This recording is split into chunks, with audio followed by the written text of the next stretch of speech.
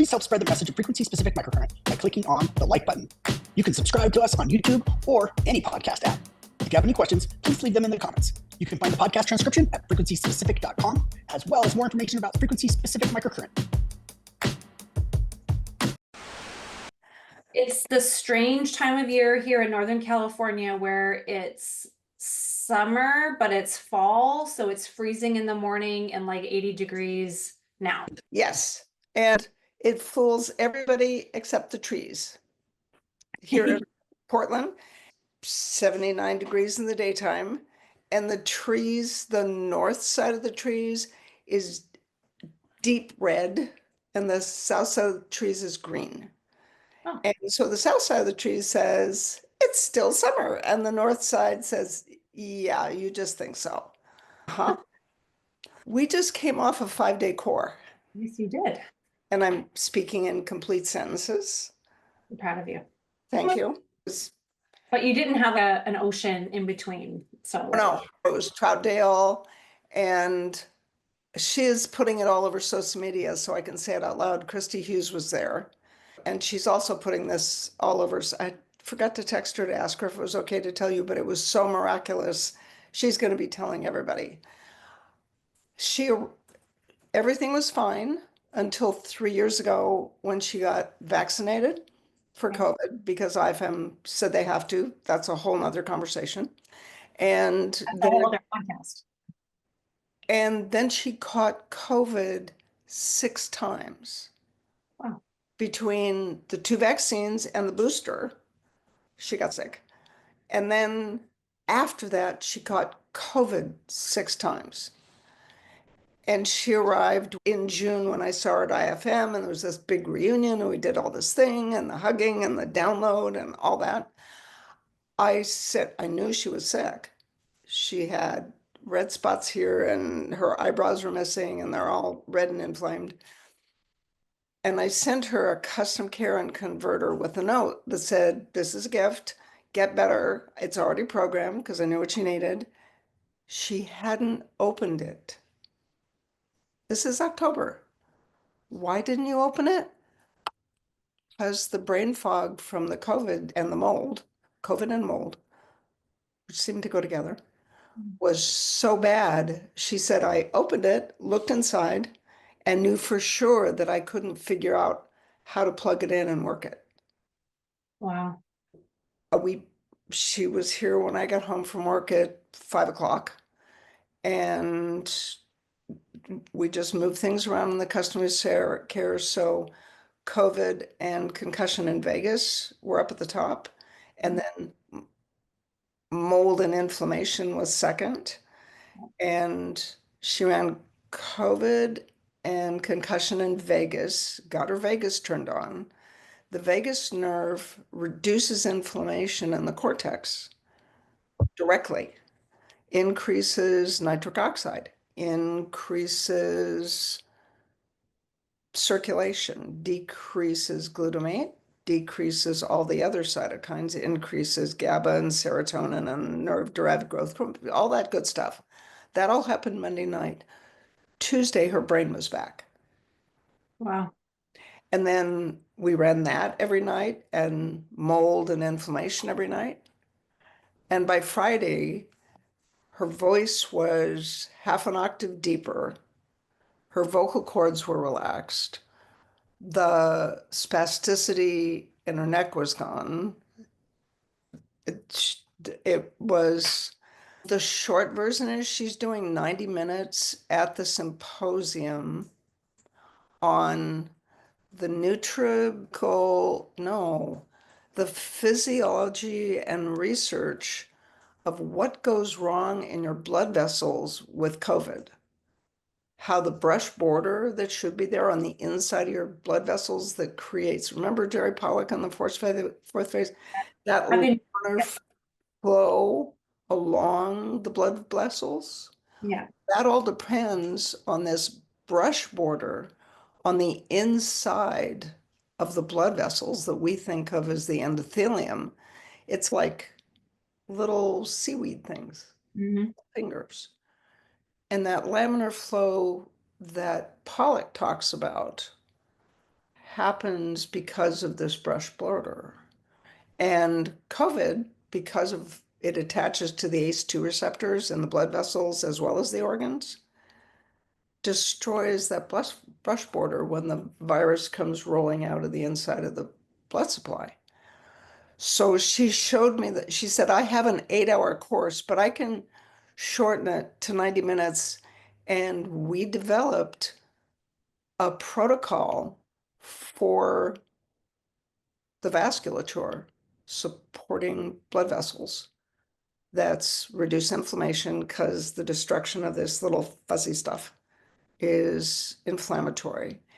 And the endothelium in the arteries, the capillaries, and probably the veins is a secretion of that organ. And then there's vitality. And thank you, Jesse Turney, for how to get rid of a DVT in 24 hours, or actually in 90 minutes. And so I finished the schedule for the Advanced Symposium this morning or yesterday. This morning, I think. Anyway, I have it. and Juliana Mortensen is going to do 90 minutes. Jay Shaw is doing 90 minutes. David Musnick is doing 3 hours on sleep and 1 hour on that other thing he wanted. He doesn't get long COVID because we have 2 other lectures on long COVID.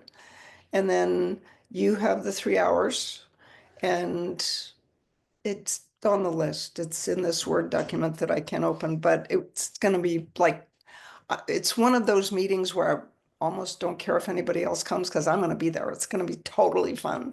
It's so much fun. That's what it's like Christmas. Honestly, just the learning is one part of it. The family reunion is another part of it. Dropping on amazing lunchtime conversations is another part of it. It really is the most unique conference meeting, however you want to phrase it, that you will ever go to, regardless of what profession you are in.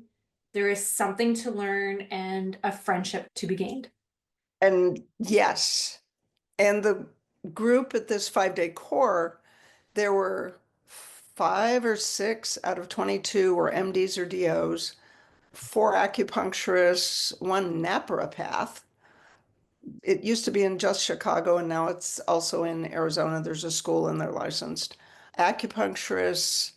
There was a gentleman there from Colombia, and apparently he's coming to Costa Rica to do the simultaneous translation of the Costa Rica seminar next November into Spanish. And then what he said was, there's no FDA in Colombia. He said, so you can say anything you want. Really? And then he said, and I'm taking all this equipment and the translations of the core into Spanish back to Colombia because my mother and all these people have a clinic and they're affiliated with the medical school. And we could get it into the curriculum or the patient clinic. And with that makeup, there were MDs and massage therapists and acupuncturists and DOs to turn a cranial osteopath loose with 13 and 443, scarring in the dura. And then there's this one student that had 15 auto accidents, 15. And that didn't count the number of times she got beat up when she was a kid. That's a good face. She could not rotate, side bend, or she could not flex her trunk at all. But the last practicum on Saturday, we did scarring in the dura with her knees to her chest and externally rotated. And then I went up at the base of her skull, and instead of being nice and gentle, move it a millimeter at a time, I actually scrubbed her RCP minor off the dura.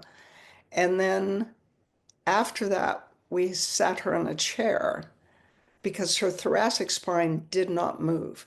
And she said, oh, that must be from the time that I fell off the horse and the horse stepped in the middle of my thoracic spine. Why do they do that? It's a horse thing. It's a thing. She was there.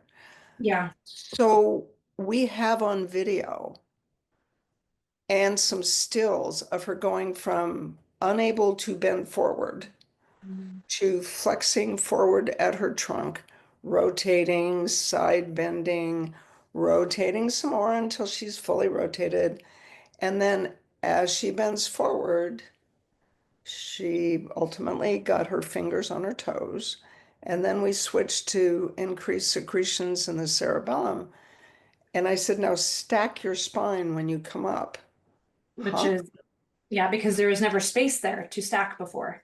It didn't move. So what the muscles went, huh? So the cerebellum does that. And she said, it feels really well. And I said, that's the sensory cortex. So we did increased secretions in the sensory motor cortex, and the whole quality of movement and flexion just became smooth. And then actually, we had to do afraid to move it first. So it was your whole 40 and 89, 81 and 84, 81 and 92, 81 and 84, 40 and 89. And then she sat up, and I looked at her spine and went, that's the bladder meridian. So Wow. I ran my fingernails up the bladder meridian, and we ran balance in the bladder and had her bend forward. And then balance the energy center at the top of the head, balance the energy center I'm 35. 35 and 102, and then balance the energy center as the solar plexus directly in the middle, 35 and 200, and then 35 in the heart center, and Wow. had it flex forward. So you had the physical system, the neurologic system, the acupuncture system, and the energetic system all being treated in the same process. And this is why I have to interject. It doesn't matter what camp you come from. It makes sense in your world. There's a formula to make it make sense in your world, regardless if you are biotensegrity, hardcore biomechanics, meridian based, energy based. I don't know what else based, but And this is the one place where you have a tool that lets you address, not manipulate, but we do, but address all the systems in the space of 60 minutes yeah. because they all work together, right? So we had to address scarring in the dura. And then as she eccentrically contracted her thoracic spine muscles to be able to bend over and then concentrically contracted them to lift back up, you had the muscle system, you had the neurology that said, huh? Oh yeah, there they are. Okay, I can move them. And then the energy system, or the acupuncture system and the energy system. And thank you, George Douglas and Harry Van Gelder, for blending them, seeing them all as one. This is the part where you say, unpack that. You make such a point of that, but that is really the only phrase I can think of when you just drinking water out of a fire hose for the past however many minutes, because treating adhesions in the dura, once you are able to see, that could be where your limitations are. Now, from a biomechanics model, we're always thinking agonist, antagonist. The agonist, or the primary mover, is inhibited, not allowing for strength for the movement to occur, or the antagonist has some sort of adhesion or trigger point or something preventing the lengthening to occur, right? That's almost always where my brain goes. Situation A or situation B. But then comes the dura, because the dura does not contract, just like fascia does not contract, just like the IT band doesn't contract, but they're all made up of very similar connective tissue makeup. It's collagen dense, fibrotic connective tissue. Okay, so when you think that that structure itself, because there's no actin and myosin, there's no sliding filament, there's no fibers within it to get adhered. but it becomes sticky, right? And when you learn about fascia, thank you, Anatomy Trains and Tom Myers for explaining ground substance. And John Sharkey. And John Sharkey, of course, I'll never forget John Sharkey. When you think about that structure becoming sticky or dehydrated, there's a beautiful video called Strolling Under the Skin that you can see these little droplets and that beautiful matrix. When you think that, and I like the way that you didn't say manipulate, when you think that you can affect a tissue like that and combine that with mobilization, self-mobilization, the patient is taking themselves through that range. It is mind-blowing how much, and I like what you said too about it's not just the total range of motion, we're talking about quality, because when you have safe movement, quality movement, that is where the long-term effects are built upon. It is that foundation. And it's also because we're not treating the fascia and we're not treating the muscles because they're not the problem. We're Correct. treating the cause. The cerebellum will not let you flex forward if the dura is adhered at the base of your skull and on your sacrum and in the mid-thoracic spine where there's horse stepped on you. Right. The dura was the cause of the Right. lack of motion. When we treated the supine cervical practicum, there's 5 tables, 6 tables, 7 tables, and they feel the muscles in the neck are tight. And we treated the nerves, the accessory nerve, the cord, the dermatomal nerves. Then we treated torn and broken in the ligaments, and all of a sudden, obliquus, capitis, superior, inferior, and the RCP major, all of a sudden they go smush. Hmm. Didn't do anything to the muscles. No, we treated why the Why? muscles are tight.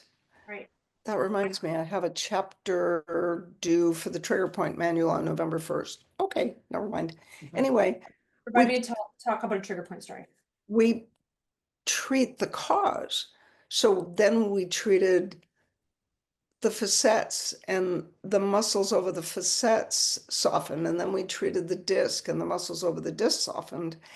And then predictably, in a class of 22, there were 6 people that had vestibular injuries. I passed out the BIVSS to the whole class, and there are 6 of them. What's your score? 32, 46, 26, 37, 51 out of 18. The brain injury visual system symptom questionnaire.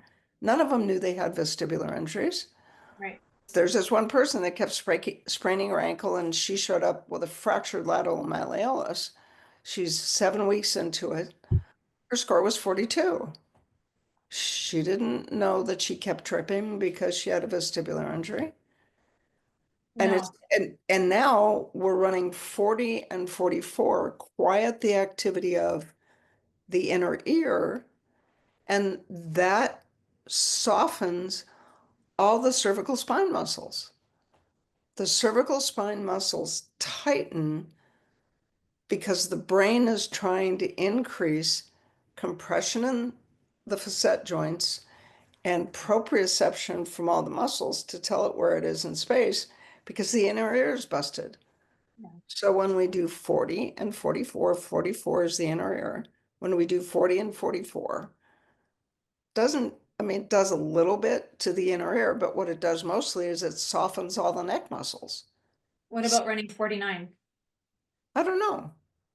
I got all excited when just treating 40 and 44 and 124 and 44 would make the neck muscles go smushy. Yeah. So maybe 49 will work. I'll try that next. I just think of when something is busted, to your medical terminology, something working as it should. I do think of Roger Bilica in my ear. Sometimes you have to put in the good before you take out the bad. So does it need some vitality? Has it been disruptive? Has it been, I really do think that's part of the miracle of what we do with FSM is we're just giving energy and we're giving Changing cell signaling. Yes. That's all we can do is change cell signaling. And it's then the cell, every cell has the intrinsic ability to repair itself unless it's completely dead. Yes. And that vision is what I hold for every person that walks in the door, right? As Oh. practitioners, that should be your number one vision and hope and goal, right? We talked about this many times before, we're not healers. We don't do the healing. We help them do the healing, right? That's what it's all about. And there's the stable state. That's the other thing. Christy had done for 3 years everything that could be done within a functional medicine or integrative medicine framework, all the supplements, all the binders, all the everything. And it didn't work. Right.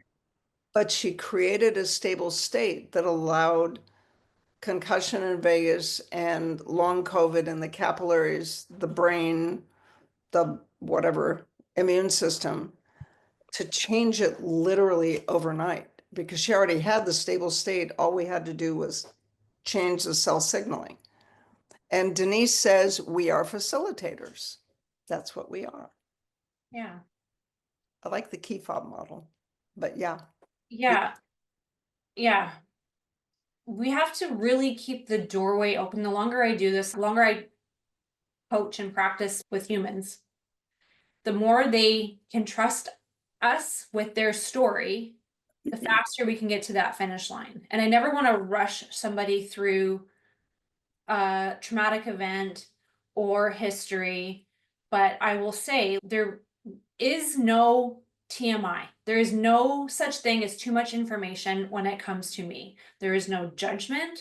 Everything that you tell me helps create a story in which I can put together my story. And then there's something called pattern recognition, and we're able to connect the dots. Exactly. So this happened here. So here's your timeline. And then I got my symptoms on this date. And then the next question is, what happened the month before? What happened? So I fell, I was lifting boxes, I got vaccinated, whatever. Sylvie says, give us the COVID or capillary protocol. It's in the webinar. It's frequencyspecific.com/virus. And there's a slide in the core that has the long COVID protocols. We have this idea of COVID being a unique respiratory virus that the immune system has never seen before, and that's why so many people got it. That's only partly true. When you look at what they picked up in Europe and Asia before it hit the US in March, so they'd had COVID there since October the year before. And they did all this research because it made everybody crazy. And what they found was the virus hit the bone marrow and the immune system first. It wasn't unrecognized. The virus went in very quietly and put blindfolds on the immune system. It disabled the immune system first. And then it went into the capillaries, and the capillaries are very widely distributed. Capillaries are 162. You have that. There's these 6 virus frequencies from 1922, and you have those 6 viruses in the arteries, the capillaries, and then every organ that is vascularized or has an ACE2 receptor. The kidney, the liver, the lungs, the heart, the brain, everything in the body that responds to stress has an ACE2 receptor. And the virus attaches to that ACE2 receptor. So people make a big deal about the spike protein is really bad. And it's just a key and a lock. How do you unlock a door? With your key fob. I think we have a frequency for that apparently. So it's really cool. Sylvie, look it up in the frequencyspecific.com/virus or /webinars, right? Yeah. Kevin says yes. And then she's asking, is this the same protocol that this recent student used? Exactly. It's the same 6 virus frequencies, and you get to pick the tissues. In the loss of sense of smell, where's the sense of smell? It's in the capillaries in the ethmoid sinus.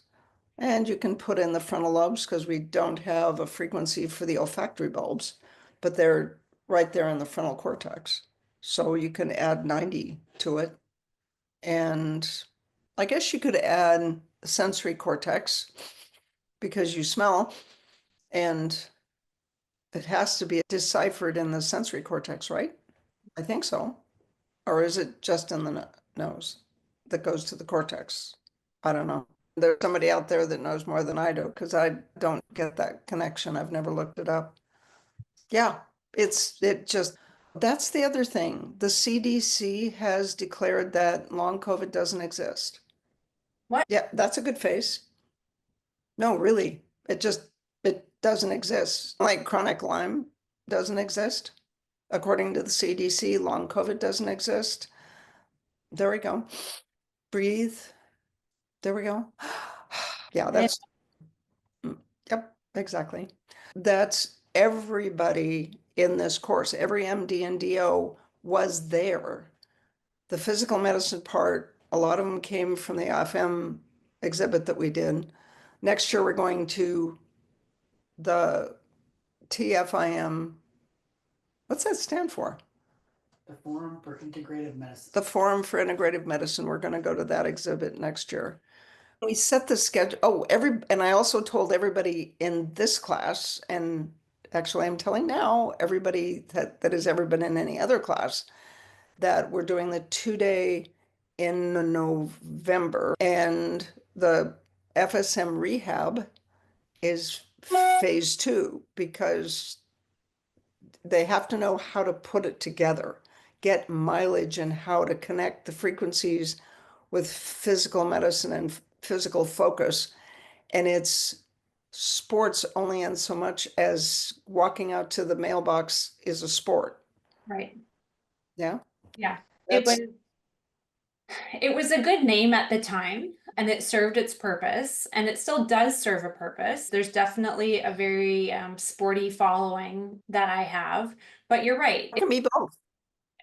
For sure, right? You don't have to choose. But like you said, getting out of bed and walking to the kitchen to get a cup of coffee is a sport. It's an activity that you need to learn how to do all over again when you create a change. When So you're recovering from something. going back to Dura really quickly, because this is on my note, I don't want to forget about it. Do you use different layers? And maybe we talked about this before, or maybe people are just asking me this. Pia, Dura, do you use different Right now, I just use 13 and 443. scarring in the Dura as Dura proper? Okay.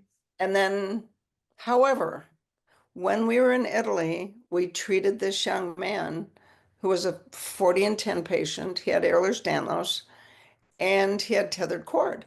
So we treated scarring in the dura, and then Eduardo went up and got his occiput moving and his skull moving and got the dura loosened up in his skull.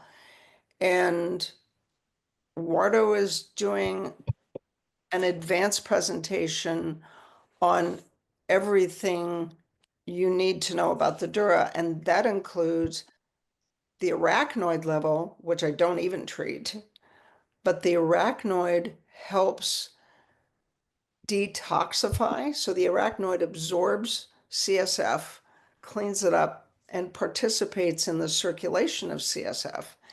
And it gets scarred along with. So within 48 hours, I had 8 references from Eduardo Gallo from Rome, and he's coming to the core, which is so exciting. He's coming to the core, and he's going to do 60 minutes on the dura and why it is you need to treat it. So you need to treat the dura in patients with cognitive dysfunction because the inflammation and junk that's in your brain is in the CSF, that gets absorbed in the arachnoid, that creates inflammation and gunk in the arachnoid, and that is probably why this lady had dural adhesions in the first place. Right. The whole thing I got through just the titles on the 8 papers and went, wow, this is going to be really cool. It's a good thing you're doing it, not me. Yay. I think it's gonna be a lot of benefit hearing from him because we have a lot of cranial sacral therapists that use FSM, and this is going to explain so much of what they do. You're so funny when you read comments.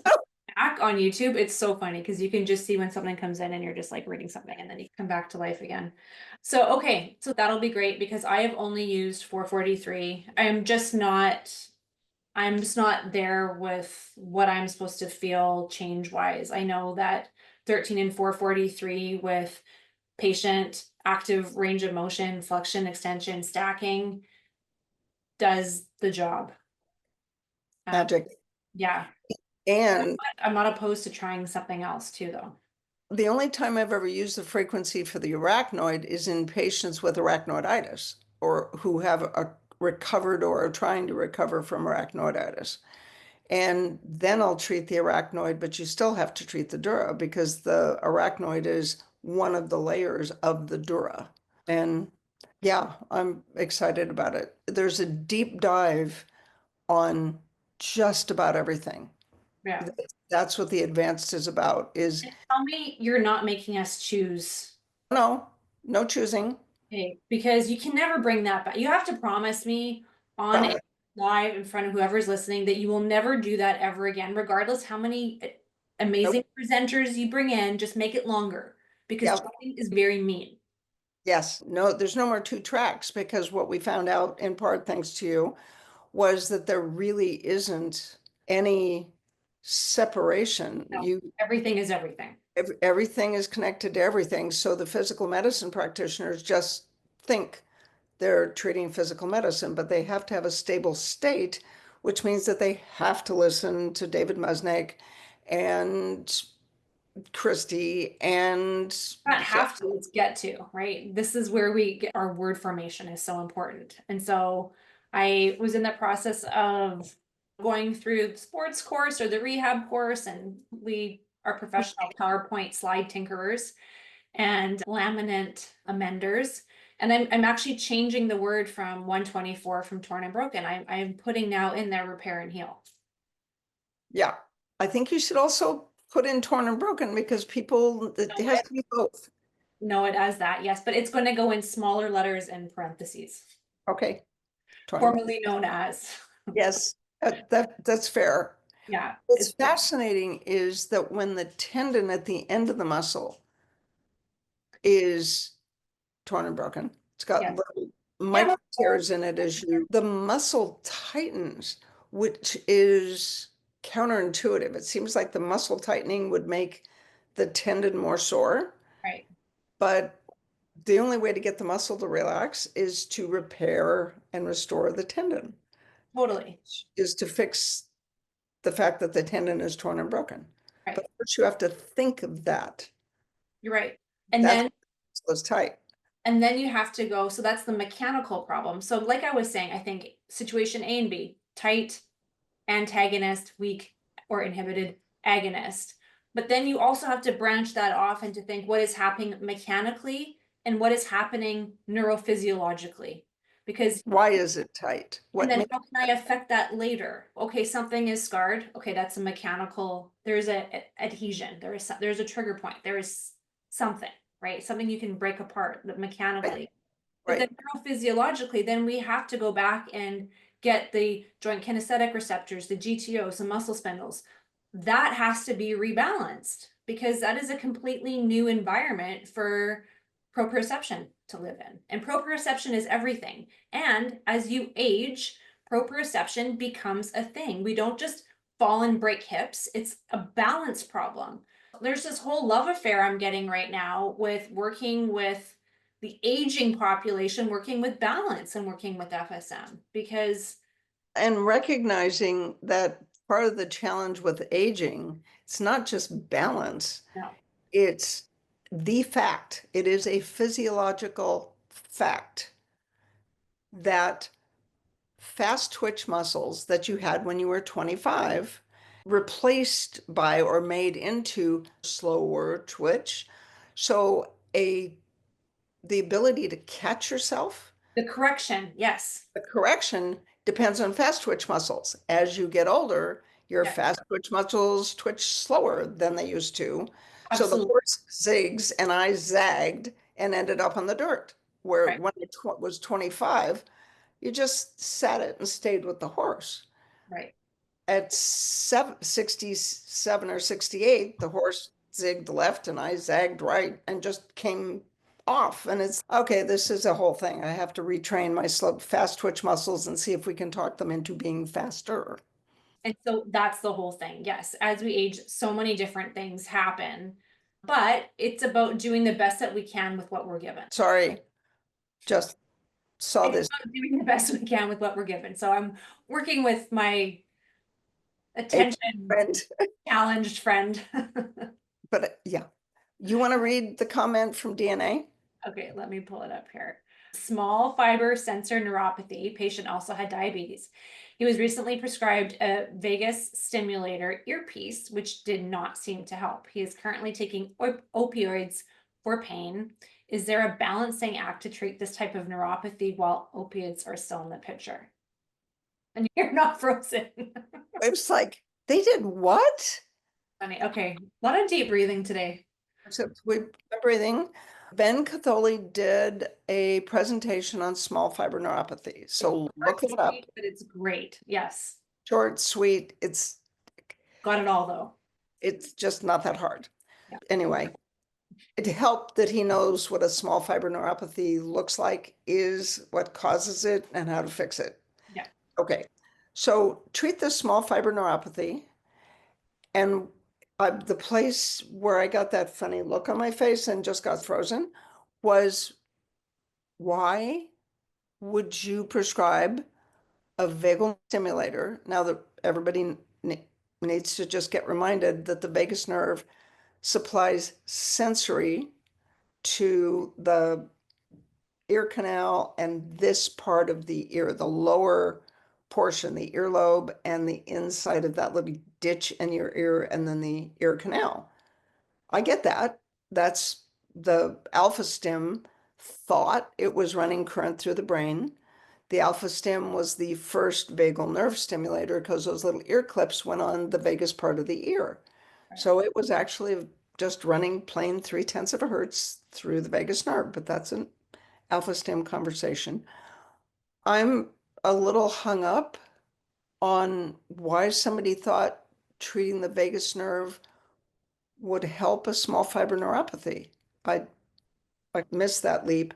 Ben's video, I'm not sure. Might be part of the advanced compendium typically, right? The slides are in the advanced compendium. Can they order videos of the advanced from different years? Yeah. Yeah, so they can, do you remember? I'll look in the, I love that smile on your face. Look in the advanced compendium and search for Ben Catholi's It was the last one he did. Feinberg. No, it was about 2 years ago, wasn't it? Yeah, but that was the last time He wasn't there last year. There was a lot going on in his life. recent one, I think. And I like to keep my speakers simpler. Anyway, look up the year he presented, and then you can go and I think download the video from all of it, because David Eakes records all of it. And yeah, so but here's the other thing. He needs a different doctor. Small fiber neuropathies are nerve pain. Opiates don't work for nerve pain. That's a truism in the pain community. It makes you not mind the pain so much, and then you get addicted to the opiates, but that's another conversation. When you're taking opiates for nerve pain, the opiate receptors actually proliferate, so you need an increased dose of the opiates, and they still don't work. So your pain goes from an 8 to a 7. Okay, fine. Gabapentin is what they use, or Lyrica, or pregabalin, or one of those medications is what they use for nerve pain. And you have to get to a pretty high dose to take the pain from an 8 to a 5. And when you get to a high enough dose, your brain doesn't work very well, because the way gabapentin works. They're anti-seizure medications that have been co-opted into the nerve pain world. And they work because they raise the firing threshold of nerves, which is also all the nerves, including the nerves in your brain. So the side effects of gabapentin, when you get to 3,600 milligrams of gabapentin, there's a thing. It's different than opiates. Gabapentin can't kill you as far as I know, but it's, yeah, as the way I was trained by neurologists that treat nerve pain, opiates don't work for nerve pain. They fix it so you don't mind it too much. If nerve pain works, it suggests it might not be nerve pain. If the patient can take their oxycodone and it drops their pain from a 7 or an 8 down to a 2, it's probably not from the nerve. That's a truism that has been passed to me by my peeps in the pain community. So there's that. I think Kevin just copied it on the chat for anybody who is on live, and maybe Kevin will tag it on like the thing. Thank you, Kevin. Kevin is just on it. Do you want to read the other questions? Can we control ourselves? Well, we have 10 minutes, so Yeah, we're good. We're good. The other question I see here, a 6-year-old vomits shortly after bed on occasion, usually having eaten within an hour of going to bed. Could this be a vagus weakening, peristalsis, esophageal sphincter? Do kids usually benefit from concussion vagus protocols? everybody benefits from concussion and vagus. Amen. And the solution to this is the kid is not allowed to eat an hour before he goes to a normal size meal an hour before he goes to bed. So if his bedtime is 8 o'clock, he doesn't eat dinner at 7, you got to get your act together and feed the kid by 6. And then you can give him a little snack at 7 or 7:15 because now I'm hungry and I need a drink of water and I have to go to the bathroom. But yes, concussion and vagus or even just vagal tone will help. And then you need to look out when the child started vomiting and what happened just before.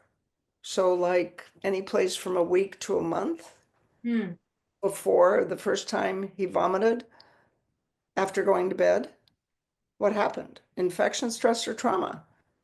Did mom and dad get divorced? Did he see aunt and uncle have a fist fight? Did he get a flu shot? Yes, you got it, Dana. You get extra points. You get cyber chocolate. Kids benefit from cushion and vagus. Spend extra time on increased secretions in the vagus, but then look at what happened. Maybe he was asked to do his homework That's stress. bed. Yes, but he usually has been doing his homework since he was in kindergarten, unless he just switched to one of those charter schools. But 6-year-olds shouldn't have homework. yeah. Oh, no, it's okay. As long as it's 30 minutes and the stuff they draw, it's okay. Draw the lines that make a butterfly and then fill in the number of wings on the butterfly or trace with a crayon over the number 4 and the B and the U and the T so you can learn how to print or do cursive or whatever your school is doing. But yeah, find out the cause, Dana. More and more I am committed to the fact that FSM works because we get after not only the end result, but our method is to treat the cause. Tight muscles aren't the problem. Right. Set joint is the problem. The loose ligament is the problem. The disc bulge is the problem. The torn ligaments are the problem. Oh, wait, he was asked to practice reading. Dana, do me a favor, do a vestibular screen on the kid, put a tuning fork in the middle of his forehead and see where he hears it. And then do saccadic pursuit, just do fields of gaze. A 6-year-old can't fill out the BIVSS, but you can do a vestibular screen. If somebody vomits after they have to practice reading, their eyes bounce and they get nauseous. And yeah, he's practice reading, vomiting, that's a vestibular injury until proven otherwise. And the fact of the matter is that FSM, yeah, it's not dyslexia. Dyslexia do I get to say this? Dyslexia is a bullshit diagnosis. And it's because they don't know anything about vestibular injuries and saccadic pursuit. So they call it dyslexia, which was a diagnosis back in the 70s and 80s. And then it became ADD. And it's only because MDs, neurologists and ENTs, and apparently even child development people don't know anything about vestibular injuries. And Bob Grimm and Owen Black and John Epley taught me about them. So you guys all know about them. And there you go. Thank you, Dana. That's the thing. Do a vestibular screen on him. Apparatus is fascinating.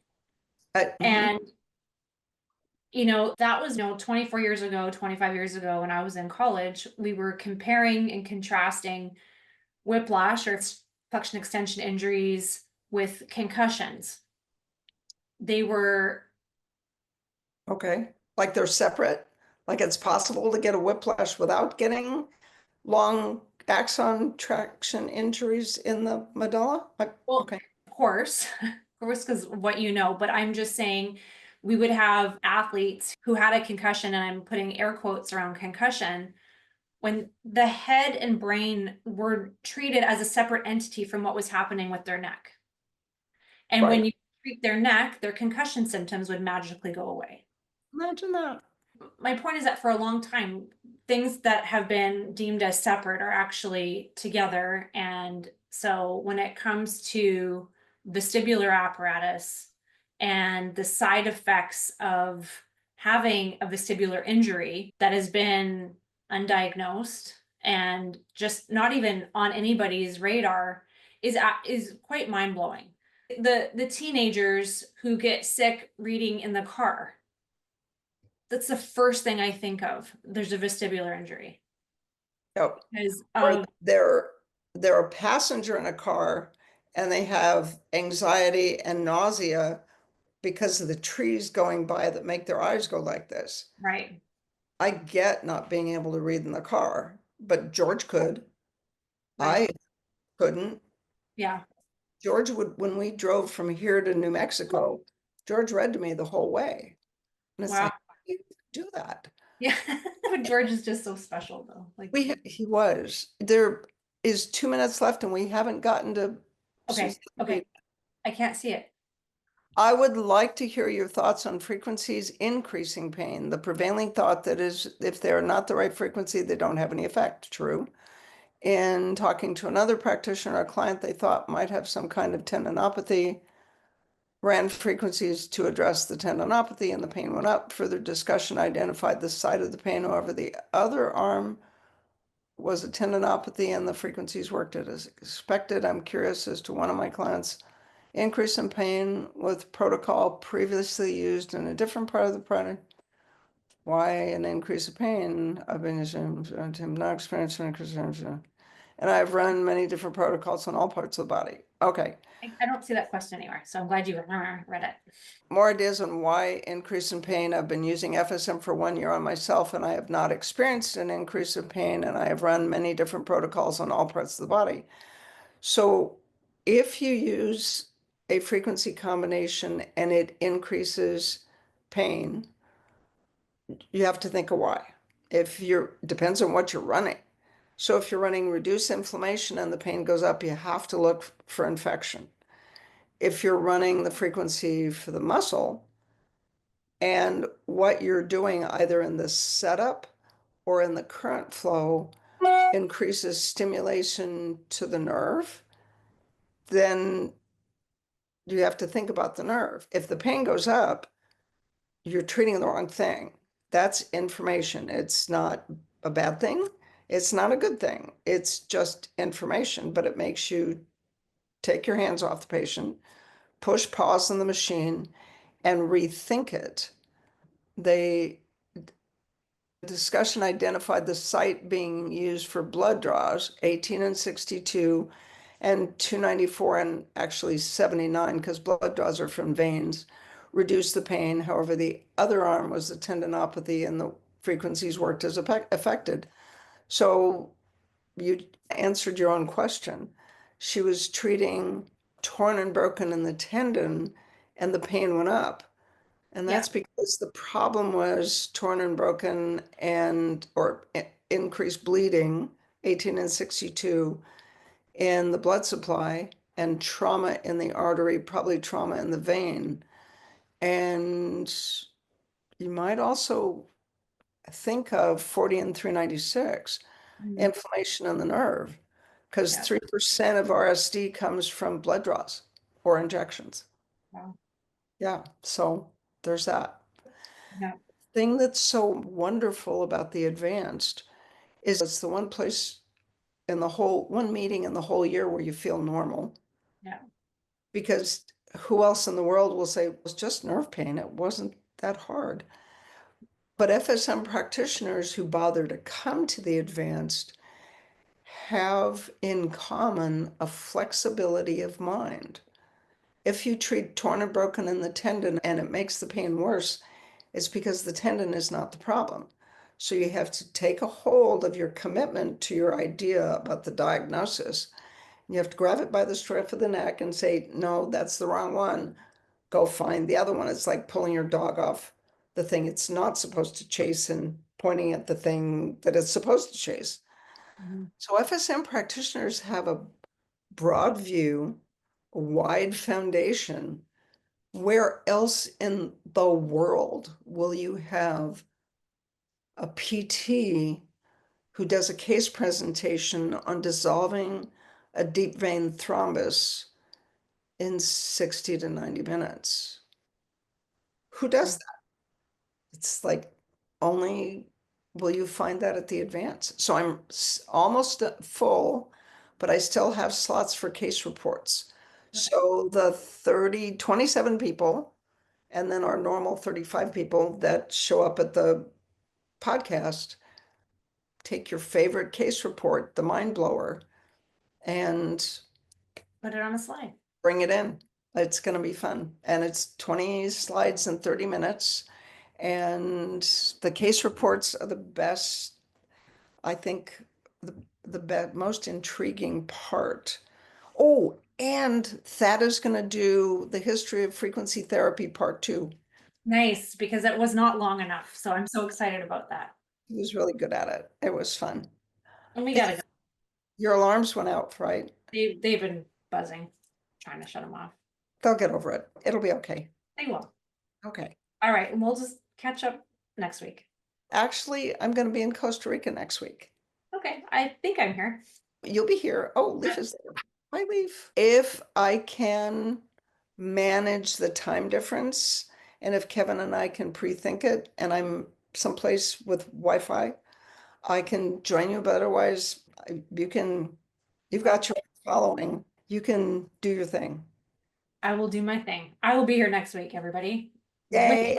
Yes, with or without me. And Costa Rica, one of the practitioners that was there this weekend is from Colombia.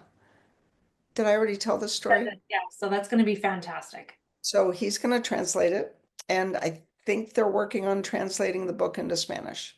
Amazing. So that'll be fun. Okay. All right, everybody. I miss you. Miss you.